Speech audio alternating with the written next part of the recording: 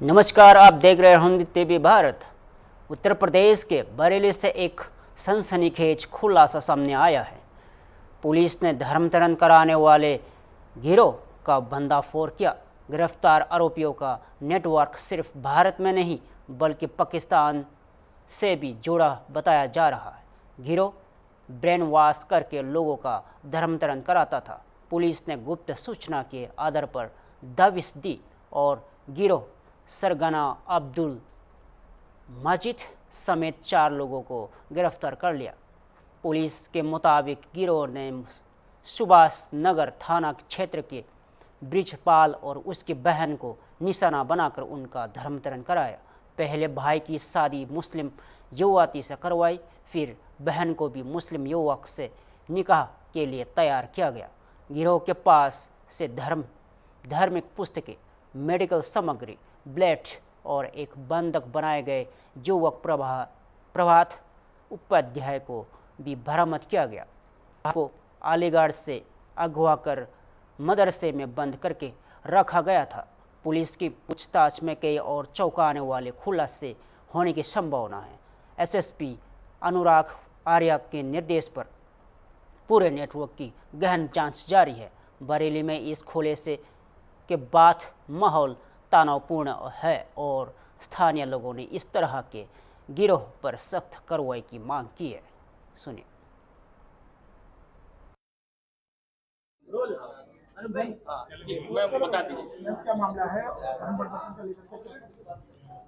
दिनांक 25 अगस्त 2025 को थाना भूता क्षेत्र में वादिनी अखिलेश कुमारी द्वारा यह सूचना दी गई कि उनके दृष्टिबाध्य पुत्र है प्रभात उपाध्याय।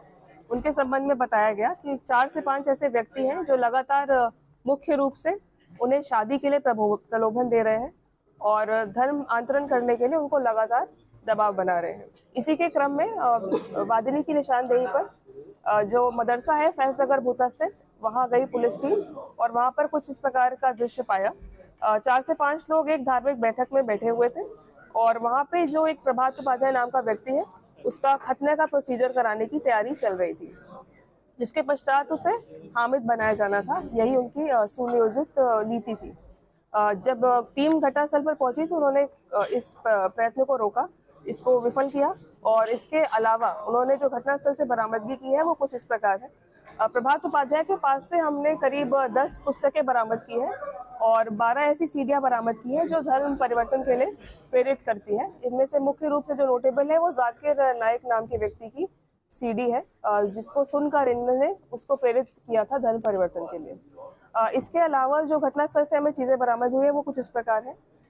एक हमको पासपोर्ट मिला है, आधार कार्ड मिले हैं, कई पुस्तकें मिली हैं इसी प्रकार की, कई सीडियां हमें बरामद की हैं इस घटनास्थल से। इसके अतिरिक्त हमने 3 कन्वर्जन सर्टिफिकेट्स वहां से बरामद किए हैं, जिसको देकर ये प्रमाणित करते थे कि आपका धर्म परिवर्तित कर दिया गया है। इसके अलावा एक और बरामदगी हुई है जो ये संकेतित करती है कि ब्रिजपाल साहू नाम के व्यक्ति को अब्दुल्ला बनाया गया है कुछ वर्ष पूर्व और वो इसी गैंग से, इसी केस से लिंक हो रहा है। जो ब्रिजपाल साहू और अब्दुल्ला है उसकी जो बहन है राजकुमारी, उनका भी नाम परिवर्तित करके, धर्म परिवर्तित करके उनको आयशा बनाया गया है और उनकी माँ उषा रानी को धर्म परिवर्तित करके अमीना बनाया गया है। तो इस प्रकार से दूसरा केस भी इस केस से लिंक हो रहा है। इसके अलावा और गहनता से पूछताछ की गई और जानकारी की गई तो यह ज्ञात हुआ कि एक नाबालिग लड़के को इन्होंने प्रभावित किया है, उसको ड्रग्स के नशे का आदी बनाया और उसकी असहायता का पूरा उपयोग करते हुए इन्होंने उसको नए रीति रिवाजों से इंट्रोड्यूस किया, मौलवी से मिलवाया और उसका भी खतना करवाने की फिराक में थे, लेकिन उस प्रयत्न को भी विफल कर दिया गया है। तो ये 3 केसेस हैं जो मुख्य रूप से अभी हमारे सामने आए हैं। हमारी गिरफ्त में 4 अभियुक्त हैं। मुख्य अभियुक्त हैं इसमें अब्दुल मजीद, आरिफ, सलमान और फहीम। इस नाम के 4 अभियुक्त हम आज जेल भेज रहे हैं। जो इनकी ट्रैवल हिस्ट्री और रिकॉर्ड मिले हैं उससे यह भी इंगित होता है कि इनके द्वारा कई राज्यों में घूम के देश के कई प्रकार का जो चंदा है वो इकट्ठा करके अपने मदरसे को चलाया जाता था। और जो इनकी अकाउंट हिस्ट्री है, सलमान के 12 खाते अपनी बीवी के साथ मिलाकर और अब्दुल मजीद के 5 खाते बीवी के साथ मिलाकर, जिसमें 2000 से अधिक ट्रांजैक्शन है, जिससे यह इंडिकेट हो रहा है कि किसी न किसी प्रकार की जो वित्तीय अनियमितता है वो इनके द्वारा दर्शाई जा रही है और इसमें और गहनता से जांच पड़ताल की जा रही है पुलिस टीम द्वारा। आगे चलकर इसमें अग्रिम कार्रवाई की जाएगी। फिलहाल यही अपडेट। Thank you. अकाउंट के माध्यम से उस पर गेंदा से जांच पड़ताल अभी प्रचलित है। अभी तक इतनी जानकारी प्राप्त हो पाई है। क्या प्रोफाइल दीजिए? मजीद मदरसे में ही पढ़ा है हमेशा से और वो अपने आप को मौलाना बताते हैं और उनका कहना है कि वो कई मदरसों में जाके उद्देश्य देते हैं, पर अक्रॉस इंडिया उनकी लोकेशन पाई गई है, अक्रॉस इंडिया उनकी ट्रैवल हिस्ट्री पाई गई है और चंदा इकट्ठा करना भी पाया गया है कई स्रोतों से। क्या लालच देते थे? कई प्रकार का लालच दिया जाता था उनके द्वारा। स्पेशली जो लाचार व्यक्ति होते थे, जैसे अब्दुल है, हमारे अब्दुल्ला है, उनका भी एक्सीडेंट हुआ था। प्रभात उपाध्याय है, वो भी दृष्टिबाधित व्यक्ति थे। तो ऐसे असहाय व्यक्तियों को ही ढूंढकर इनके द्वारा शादी का प्रलोभन मुख्य रूप से दिया जाता था। झांगुर बाबा का कोई कनेक्शन निकल के आ रहा है? फिलहाल उस पर जांच जारी है और किसी प्रकार का कनेक्शन निकलने पर आपको सूचित किया जाएगा। फिलहाल चार आरोपित ही पकड़े गए हैं: अब्दुल मजीद, आरिफ, सलमान और फहीम। एक अभियुक्त वांछित है जिसका नाम महमूद बेग है। उत्तर प्रदेश की राजधानी लखनऊ से आज संस्कृति और पर्यटन जगत से जुड़ी एक अहम खबर सामने आई है। राज्य के पर्यटन मंत्री जयवीर सिंह ने आज लखनऊ स्थित राज्य संग्रहालय के सभागार का लोकार्पण एवं जीर्णोद्धार किया। इस अवसर पर कार्यक्रम की शुरुआत पहले हल के उद्घाटन से हुई, जिसके बाद दीप प्रज्वलन कर विधिवत कार्यक्रम की शुरुआत की।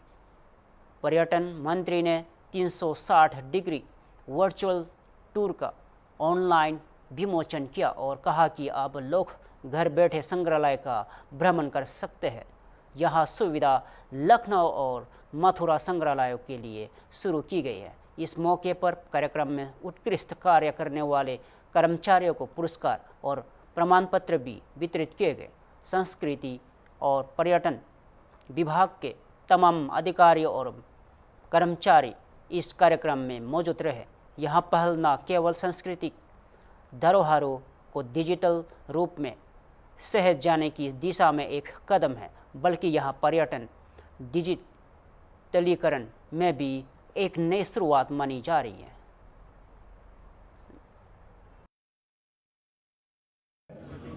स्टेट म्यूजियम लखनऊ की इस भवन में बैठे हैं, जहाँ आप देख रहे होंगे ये एयर कंडीशन ऑडिटोरियम का, जिसकी कैपेसिटी 100 से ज़्यादा लोगों की सीटिंग की है। इसका आज इनोवेशन होके इसको भव्यता दिव्यता कुर्सियों के साथ साज सज्जा के साथ लोकार्पित करने का काम हुआ है, जिसमें अब तमाम जो शिक्षार्थी हैं, शोधार्थी हैं और अन्य म्यूजियम से जुड़े हुए लोगों की सेमिनार्स, उनका प्रशिक्षण और अन्य कार्यक्रम यहाँ होने का काम होता रहेगा, जिसके लिए अभी तक अन्यत्र जाना पड़ता था। साथ ही साथ राजकीय संग्रहालय मथुरा का 360 डिग्री वर्चुअल टूर जो आपने अभी देखा भी है, इसका भी आज इनॉग्रेशन होने का काम हुआ है। घर बैठे आप म्यूजियम्स को अब जाने की ज़रूरत नहीं है, पूरी तरह उसका अवलोकन, जिस मूर्ति का इतिहास, जिस मूर्ति के बारे में डिटेल, जिस चीज़ के बारे में जो वहाँ संग्रहित है, उसके बारे में सारा डिटेल एक क्लिक करते ही आपको उपलब्ध होने का काम, आम आदमी को उपलब्ध होने का काम हो सकेगा, ताकि संग्रहालयों में रखी हुई बेशकीमती ऐतिहासिक जो हमारी वस्तुएं हैं, जो अन्य ऐतिहासिक संरचना हैं, उनको घर बैठे उनके बारे में, उनके विजुअल्स और उनका इतिहास, ये सारा आप जान सकने का काम कर सकेंगे। ये आपने देखा।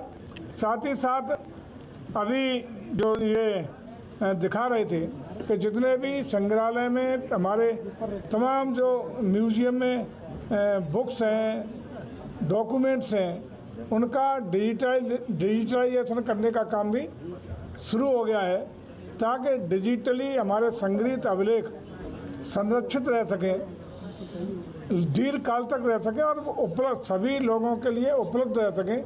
इसकी भी शुरुआत करने का काम हुआ है और हम लोगों की योजना है कि जितने भी हमारे अभिलेख से लेकर सारी जो चीज़ें हमारी संरक्षित हैं, उनका डिजिटलाइजेशन करके आम लोगों तक सुलभ करने का प्रयास सरकार का है, ताकि ये सारी चीज़ें जो हमारी धरोहरें हैं, जो वस्तुएं हैं, जो ऐतिहासिक चीज़ें हैं, उनको आम आदमी तक कभी भी उसको देख सके, उनका लाभ ले सके, जिन अभिलेखों की जरूरत हो उनकी उपलब्धता कर सके। ये सारी चीज़ें हम लोग करने का काम कर रहे हैं। उत्तर प्रदेश के बलिया से एक हैरान कर देने वाला मामला सामने आया है, जहां भू माफिया अब मरे हुए लोगों के नाम पर जमीन की रजिस्ट्री करा रहे हैं। मामला बलिया के बांसडीह रोड थाना क्षेत्र के वजह गांव से जुड़ा है, जहां गांव के करीब 8 से 10 पीड़ित जिलाधिकारी के पास फरियाद लेकर पहुंचे। उनका आरोप है कि गांव का ही एक भू माफिया मर चुके लोगों के नाम पर जमीन की फर्जी रजिस्ट्री करा रहा। पीड़ित कृपाशंकर तिवारी का कहना है कि 1975, 1933 और 1960 में मर चुके लोगों के नाम पर रजिस्ट्री दिखाई जा रही है। उन्होंने गंभीर आरोप लगाते हुए कहा कि तहसीलदार बड़े बाबू और आड़के सभी भू माफियों से मिले हुए हैं। पीड़ितों का आरोप है कि रजिस्ट्री विभाग में फर्जी दस्तावेजों के आधार पर जमीन कब्जाई जा रही है, जबकि गांव में 2 बार चकबंदी 1962 और 2005 में भी हो चुकी है। अब सवाल ये उठता है कि अगर मृतकों के नाम पर जमीन की रजिस्ट्री हो सकती है तो जमीन माफिया कितने बेखौफ है और सिस्टम कितना लाचार। फिलहाल पीड़ितों ने जिलाधिकारी से न्याय की गुहार लगाई है और अब देखना होगा कि क्या प्रशासन इस फर्जीवाड़े पर कोई कार्रवाई करता है या नहीं।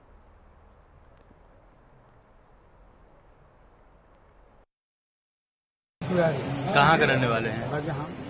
बजहाँ। किस लिए आए हैं अभी जिलाधिकारी कार्यालय पे? मैं सब अपने बाबू जी मोबाइल आते खावट लगा हमारा हो गई। छेबर तिवारी कहाँ क्या है, कहाँ के रहने वाले? यहाँ के रघुवंश तिवारी उनका बाबू जी। ये कैसे अपने नाम करा लिए हैं जमीन? फर्जी जालसाजी करके। तो आप अभी जिलाधिकारी से मिलने जा रहे हैं इसको लेकर? तो उसमें झोली बनी। अच्छा, क्या हुआ है? आप लोग डीएम साहब के पास आए हैं, क्या लेकर आए? हमारे पिताजी की मृत्यु 1975 में हुई। मैं 80 वर्ष का हूँ और इस समय एक अक्षरनाथ तिवारी हमारे गांव के हैं, उनके नाम से पता ना भूमि मेरे पिताजी ने कैसे लिख दिए हैं, क्योंकि उनकी 60-61 के बाद जन्म होगा। तो क्या मानते हैं जालसाजी हुई है? जी आपके हाँ, साथ? बिल्कुल जालसाजी हुई है और कोई पत्रावली अवेलेबल नहीं है। आपके पिताजी लिखे नहीं हैं? 1975 में वो मर गए। यहाँ ये फर्जी रजिस्ट्री करवा लिया है। कौन करा लिया है? अक्षेबर तिवारी गांव के 10 लोगों से करा लिया है। किस चीज को दिखाकर कराया है? फर्जी दस्तावेज दिखला करके जिसका कोई मतलब नहीं है, तो उसका शुरू से इस तरह का रिकॉर्ड रहा है। इस तरह का बहुत काम किया है, अपने साइन भी कर लेता है, अपने मुहर भी लगा लेता है, सब कुछ रखा है। तो उसको लेकर आप अभी कहाँ पे आए हैं? अभी हम जी मुझे आपके माध्यम से, आपके चैनल के माध्यम से कहना चाहते हैं सभी लोगों से कि इतना बड़ा फर्जीवाड़ा हो रहा है तहसील में, तहसीलदार द्वारा और तहसीलदार के बाबू और आर के ये सब मिले हुए हैं भू माफियाओं से, और भू माफियाओं से मिलकर ये सब जितने लोग मर गए हैं, कोई 1975 में मरा है, कोई 1933 में मरा है, कोई 1960 में मरा है, उनके नाम से रजिस्ट्री दिखाकर रजिस्ट्री विभाग ने ले आकर यहाँ पे तहसीलदार से मिले हुए हैं, एसडीएम से, और सबका नाम खारिज करते हुए जबकि हमारे यहाँ 2 चकबंदी बीत गई। 1962 में चकबंदी हुई थी, अभी 1905 में हुई है। सभी लोगों का नाम चल रहा है, लेकिन उधर का दिखाकर और सभी लोगों का नाम खारिज करके अपना एक व्यक्ति है अक्षेबरनाथ तिवारी, अपना सिंगल नाम दर्ज करा लिया है। सभी लोग परेशान हैं। किस आधार पे उन्होंने कराया है? क्या दिखा रहे हैं वो दिखा? हमारा खेत है 30 कट्ठा है, वो हमारी 3 पीढ़ियों से हमारा है, और ये बजहाँ का छेबर तिवारी जी, उन्होंने उस पर नाम चढ़ाने की जबरदस्ती कर रहे हैं। हमने जाकर मॉडल तहसील में देखा तो 480 का मलिकान तक वो अपना नाम चढ़ा लिए हैं। किस आधार पे किए हैं वो? अब क्या दिखा रहे हैं वो? सर अब वो तो पता है, वो तो कुछ नहीं बता रहे, बोले कि ये मेरा है। क्या आपके यहाँ से कोई रजिस्ट्री किया था कुछ या नहीं, कुछ? मतलब सरकारी कार्यालय से क्या कहते हैं, फर्जी कुछ भी नहीं, किसी रजिस्टर में कोई फर्जी दस्तावेज बना के? हाँ, फर्जी दस्तावेज बना के जो मृतक है उनसे रजिस्ट्री करा लिए हैं। मर गया उसके नाम से हाँ, मर रजिस्ट्री? गए उनके नाम से रजिस्ट्री करा लिए हैं। किस सन में कराए हैं रजिस्ट्री वो? अब सर अब उसका कोई डेट नहीं है, कोई प्रूफ ही नहीं है सरकारी कार्यालय में, कुछ कोई प्रॉब्लम वो नहीं है। सख्त वारदात सामने आई है जिसने रिश्तों को शर्मसार कर दिया है। यहाँ एक कलयुगी बेटे ने सोते हुए अपने पिता की फरवा से हमला कर बेरहमी से हत्या कर दी। घटना हाथीगांव थाना क्षेत्र के बेटुआ गांव की है। सोमवार देर रात हुई इस घटना में 50 वर्षीय विनोद कुमार मिश्र ने अपने घर के बरामदे में तख्त पर सो रहे थे। तभी उनका छोटा बेटा सिद्धार्थ मिश्र ने, जो अपनी किसी बात से नाराज था, अचानक उन पर फावरे से हमला कर देता है। हमले में विनोद मिश्रा की मौके पर ही मौत हो गई। सूचना पर पुलिस मौके पर पहुंची और आरोपी बेटे को हिरासत में ले लिया गया। पुलिस ने शव को पोस्टमार्टम के लिए भेज दिया गया और अब इस पारिवारिक हत्याकांड के पीछे कारणों की जांच की जा रही है। फिलहाल गांव में इस सनसनीखेज वारदात की बात दहशत और गम का माहौल है।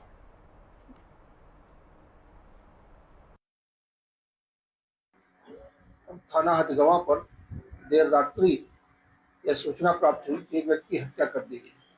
इस संबंध में तत्काल पुलिस मौके पर पहुंची एवं बॉडी को पोस्टमार्टम के लिए भिजवाया गया। तहरीर प्राप्त हो गई है। अज्ञात में अभियोग पंजीकृत किया गया है। सुसंगत धाराओं में अभियोग पंजीकृत किया गया है। प्रथम दृष्टया यह प्रतीत होता है जो कि उसके लड़के से पूछताछ की गई कि उसके पिता जो है लड़के को बहुत मारते पीटते थे और उसके माँ को मारते पीटते थे। तो जो परिस्थितिजन्य साक्ष्य हैं वो यह इंगित करते हैं कि संभवतः उसके लड़के ने ही अपने पिता की हत्या की।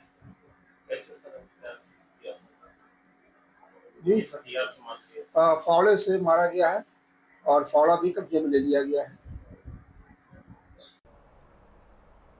उत्तर प्रदेश प्रतापगढ़ पुलिस का एक ऑपरेशन लंगड़ा का एक बार फिर कामयाब हो रहा है।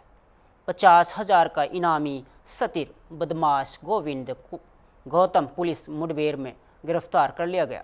घटना संग्रामगढ़ थाना क्षेत्र की है, जहां पुलिस और एसओजी के संयुक्त टीम ने संडा हर्षपुर नहर पटरी के पास चेकिंग के दौरान बदमाश को रोका। बदमाश ने पुलिस पर फायरिंग की, जिसके जवाब में पुलिस की कार्रवाई में गोविंद गौतम के पेड़ में गोली लग गई। गोविंद गौतम को अस्पताल में भर्ती कराया गया है। उसके बाद से तमंचा, कारतूस, खोखा, बाइक और पीली दांतों के आभूषण बरामद किए गए। गिरफ्तार बदमाश के खिलाफ प्रतापगढ़, प्रयागराज और भदोही में कई संगीन मुकदमे दर्ज है। फिलहाल पुलिस उससे पूछताछ कर रही है और ऑपरेशन लंगड़ा के तहत अन्य वंचितों की तलाश भी जारी है।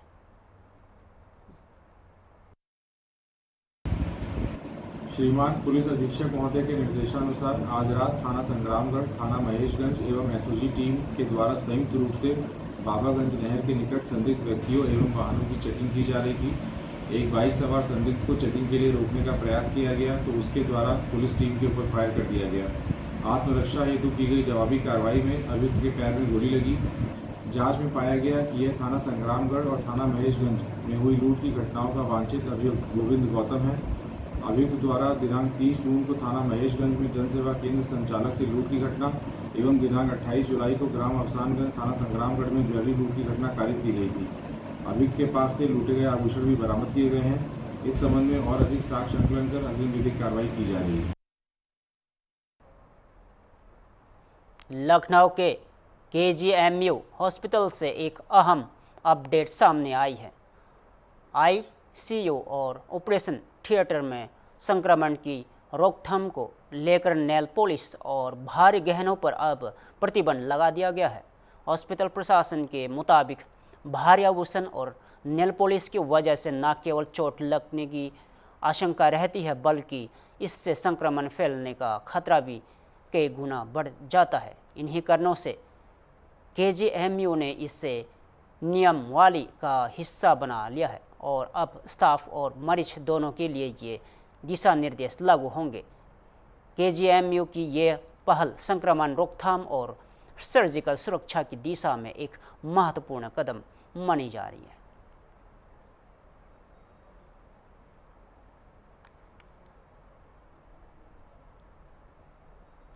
फिलहाल के लिए इतना ही। देश और प्रदेश से जुड़े हर खबरों के लिए जुड़े रहे हम दिल टीवी भारत के साथ।